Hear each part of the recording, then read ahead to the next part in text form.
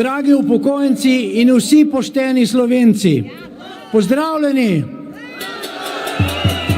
Koliko časa bomo še trpeli to gnilo, skorumpirano vladajočo bando?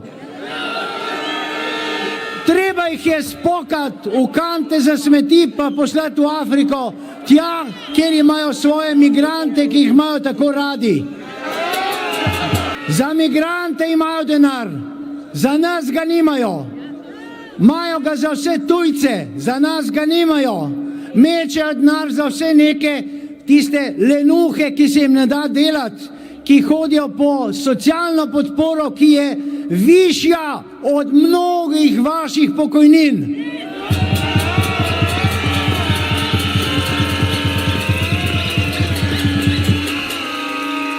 To je treba nehati. Vem, da gospoda tamle gori na Gregorčičevi, pa tamle čez v tisti hiši norcev ne bo odstopila. Ampak čez leto in nekaj bojo volitve, takrat pa pamet v roke.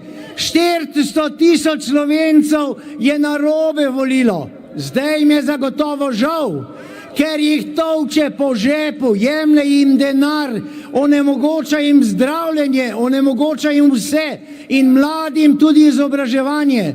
Vsi šiptarji, ki pridejo sem, imajo zastonj izobraževanje in v šolah zahtevajo še to, da bi se morali učiteljice učiti albansko. Ja, pa kam pridemo? Tukaj je Slovenija in tukaj biva slovenski rod. Ne rabimo nobenih tujcev. Ne rabimo črnih kirurgov z mačetami. Ne rabimo unih tam, ki pravijo, da so arhitekti in ki jim je vlada kupila 50.000 parov telih copat. Ma kam smo prišli? Kam smo prišli? In to, ki pravi Golobček, da je bo v Gazo pošiljal kondome. Naj se obleče v en kondom, pa naj skoči, kamer kondom paše. Pravijo, da moram nehati govoriti, ampak to ni tista cenzura, ki jo uvaja država in ki jo uvaja ta gnila, zajebana vlada, ki more čim prej zginiti iz svojih prostorov.